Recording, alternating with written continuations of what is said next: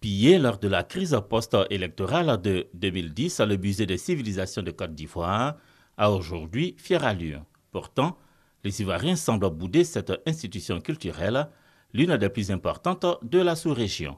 Ce sont pourtant au moins 15 000 spécimens que le musée des civilisations de Côte d'Ivoire attend de faire découvrir à la population. Donc nous avons les poids apaisés l'or, nous avons la statuaire, nous avons le masque, nous avons les attributs de pouvoir, les insignes royaux, nous avons aussi le textile, nous avons les entraves d'esclaves, tout ce qui porte sur la valeur historique, scientifique, sociale, culturelle et politique de la Côte d'Ivoire. Le musée des civilisations reste plus que jamais toujours ouvert au grand public.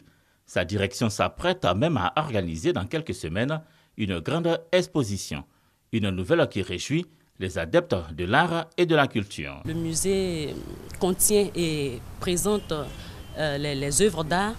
Ces œuvres-là racontent des histoires, traduisent même, pourquoi pas, la civilisation de la Côte d'Ivoire. Donc je pense que le musée il a une place de choix dans le développement culturel même du pays. C'est l'âme de toute civilisation.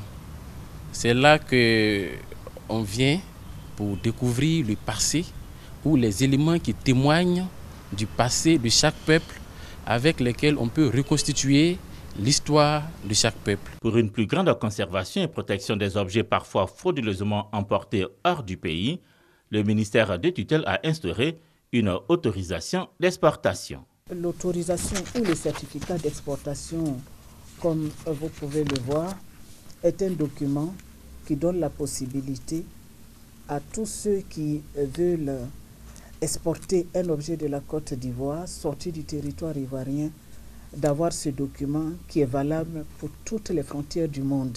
Il faut souligner que le musée n'empêche pas la vente de certains objets d'art. Cependant, la mesure relative à l'autorisation d'exportation rencontre quelques insuffisances dans son application. On voulait que le musée n'a qu'à avoir des délégués dans les marchés des arts. Est-ce que vous comprenez? Parce que quand un touriste achète par exemple un masque baoulé, par exemple, un seul masque qu'on lui vend peut-être au prix touristique à 15 000 ou bien à 20 000, c'est-à-dire qu'après la vente, quand on lui dit va te faire enregistrer au plateau, il trouve ça tellement loin, il risque même de laisser le masque avec nous, il ne veut plus faire d'achat. Si le musée des civilisations arrive à sauvegarder la mémoire collective des peuples de Côte d'Ivoire, beaucoup reste à faire pour amener les jeunes générations à s'imprégner de la diversité culturelle de leur pays.